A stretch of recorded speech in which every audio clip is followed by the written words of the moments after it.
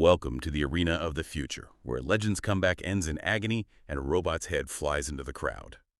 Tonight, we're breaking down a seismic shift in combat sports, from the crushing heartbreak of Conor McGregor at UFC 329 to the metallic, high-stakes debut of the world's first professional humanoid robot fighting league. In this episode, we tackle the 69-second disaster. We dive into the shocking return of Conor McGregor, whose 5-year hiatus ended in a devastating knee injury just seconds into his main event bout against Max Holloway. We'll discuss his emotional reaction, describing the experience as hell, and his firm denial of claims that he entered the Octagon with a pre-existing injury.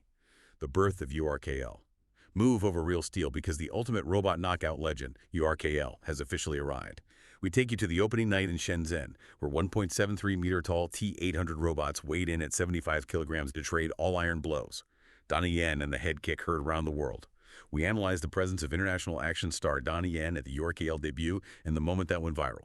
A robot named White Bear landing a spinning kick that literally decapitated its opponent, Matador. Flesh versus steel. Are robots actually more entertaining than MMA? We explore the unique rules of robot combat, where engineers get points for taunting and provocations, and why experts believe these violent clashes are the ultimate stress test for the future of embodied AI.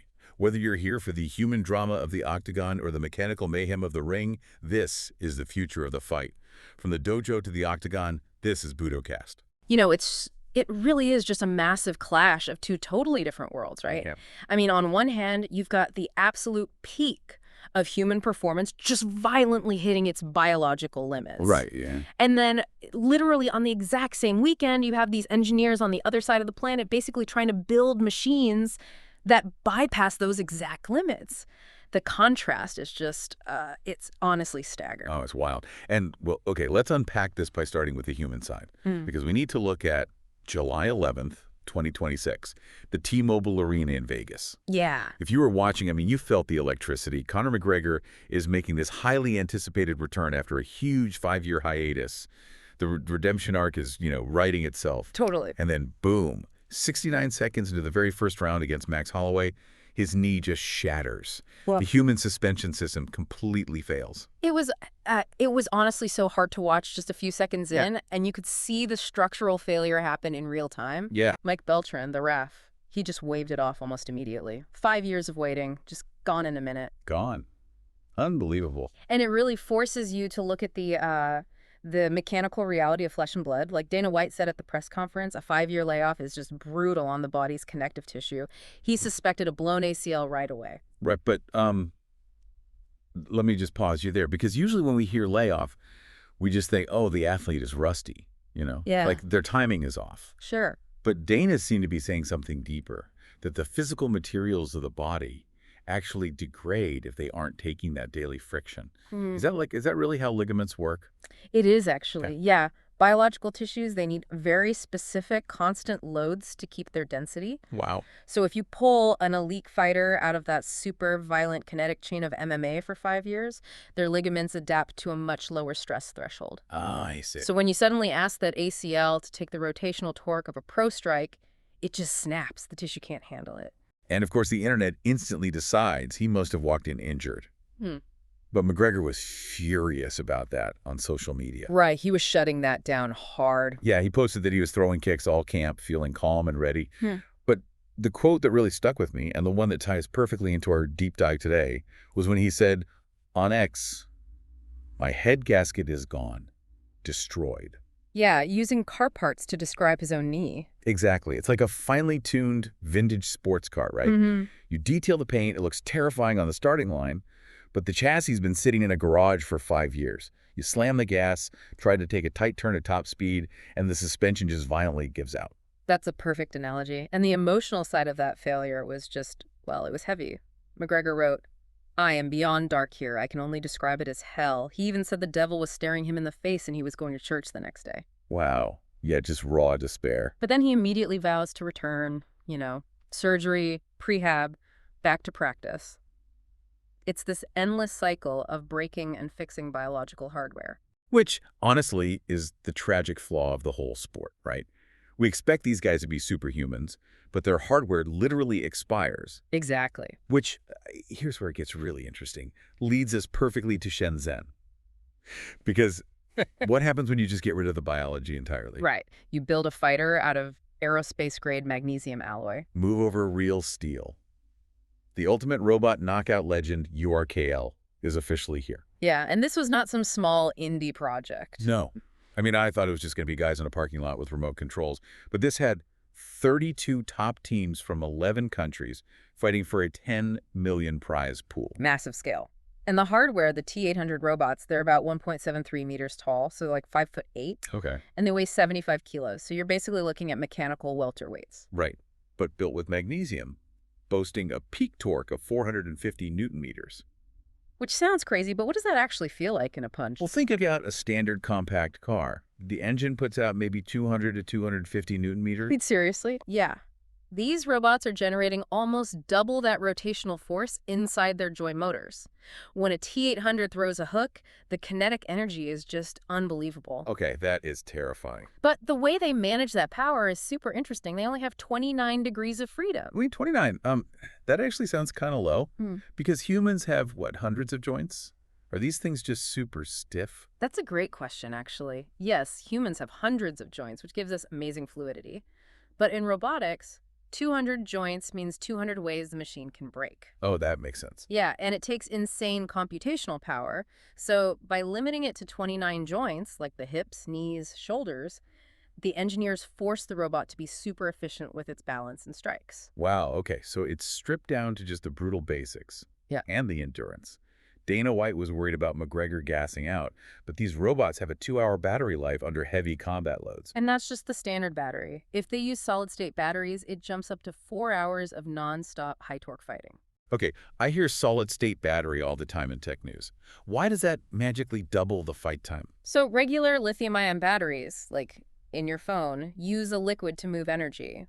Under heavy strain, like throwing a bunch of 450 newton-meter punches, that liquid gets crazy hot. Right, and the battery drains super fast or catches fire. Exactly. Solid state uses a solid material instead. It runs way cooler, packs more energy into the same space, and they even have active air cooling, literally fans blowing through their joints instead of sweating. So they basically don't get tired. Ever. Pretty much. Well, I need to play devil's advocate here because Reddit was roasting this at first. I saw a comment calling it Temu Real Steel. Oh, man. Yeah, like, are these just giant remote control toys for billionaires? Is some guy just mashing an Xbox controller off stage? See, that's the biggest misconception. What's fascinating here is that there are no remote controls. This is all embodied AI. Embodied AI. So, like, putting an AI into a physical body instead of just having it write emails on a server? Exactly. Normally, we train robots in these sterile labs, having them walk on flat treadmills. But the real world is messy. It has gravity, friction, sudden impacts. So they use a fight club to test the physics. Yeah. A combat arena forces the AI to process massive physical trauma and balance loss in milliseconds. It has to recalculate its torque just to stay standing while another machine tries to sweep its legs. Okay, before we dive deeper, shout out of our sponsors. First up, Elite Sports, leaders in premium fightwear for BJJ and MMA. Whether you're rolling or striking, they've got gear built to move with you. Check them out at elitesports.com. And if you're a school owner looking to optimize your dojo's performance, you need to check out Lotus by Open Black Belt. It's the ultimate management software for tracking ranks, attendance, and billing. They are currently offering a free trial to our listeners. Streamline your business so you can spend more time on the mats. Visit openblackbelt.com to start your trial today. You can find links for both in the show notes.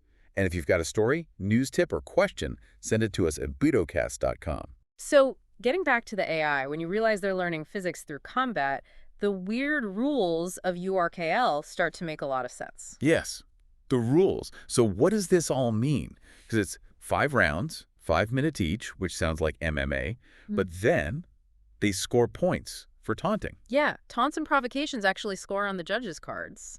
Which is insane. You knock a robot down, do a little programmed victory dance, and you get extra points. And they also have these pit stops. Right. 3 tactical timeouts per fight, up to 2 minutes each. So it's basically like changing tires in Formula One. Exactly. Imagine Conor McGregor blowing his knee, calling a 2-minute timeout, and his team just wheels in a fresh clone of him. That's exactly what they do. They can hot swap to a backup robot if the damage is too heavy. That completely breaks how we think about fight strategy. But wait, Why the taunting? I mean, these are serious engineers fighting for 10 million. Why spend time coding a robot to showboat? It sounds like a meme, but it's actually about emotional value. These companies want to sell robots that live in our houses eventually, right? Yeah, like robot assistant. Right. And if a machine is in your home, it can't just be a cold piece of metal. It needs to understand human psychology. By making them taunt, engineers are teaching the AI how to engage a crowd and mimic human swagger. Teaching robots to showboat so they can be better butlers. That is, well, it's slightly terrifying. It definitely got a reaction online. Oh, for sure. Reddit was freaking out about how fast these heavy metal machines pop back up after falling. One guy just commented, Sarah Connor is unhappy with this situation. Which is fair. And another person was like, this sucks. I just wanted to fold laundry and do the dishes. But the funny thing is, learning how to take a body slam and stand back up is the exact physics data they need so the robot doesn't fall down your stairs while carrying that laundry. That makes total sense. Okay, we have to talk about the climax of opening night because it was the most insane visual ever. Yeah. And Donnie Yen was sitting right there, ringside. Yeah, the international action star himself. Right. Ip Man, John Wick 4. And he was amazed. He was. He talked about how feeling the kinetic impact and hearing the metal clash in real life is completely different from watching CGI in a movie. He even mentioned some teams use traditional Kung Fu and Wing Chun stances in the programming. But man, all that theory went out the window in the main event. It really did. It was Matador, painted black, super aggressive, just a relentless brawler. Yeah, constantly charging forward. Versus White Bear, painted white, playing defensive, using all those showboating taunts we just talked about, waiting to counter. Classic clash of styles. So it's round 5. Matador's winning on points, but taking heavy damage. It rushes in again, and White Bear unleashes this massive spinning head kick. And the torque on that kick, it was absolutely devastating. It lands perfectly, and it literally knocks Matador's head clean off. Total catastrophic hardware failure. The head flies into the air. But, and this is like Mortal Kombat, the headless body starts flashing these warning lights, and it doesn't drop. It just blindly stumbles forward, throwing wild punches without a head before finally collapsing. Is this barbaric, or is it brilliant? If we connect this to the bigger picture of embodied AI, it's undeniably brilliant. How so? Well, a robot's head houses its LiDAR and depth cameras, right? It's the eyes and ears. Right. When that head got severed, the main CPU lost its primary sensors.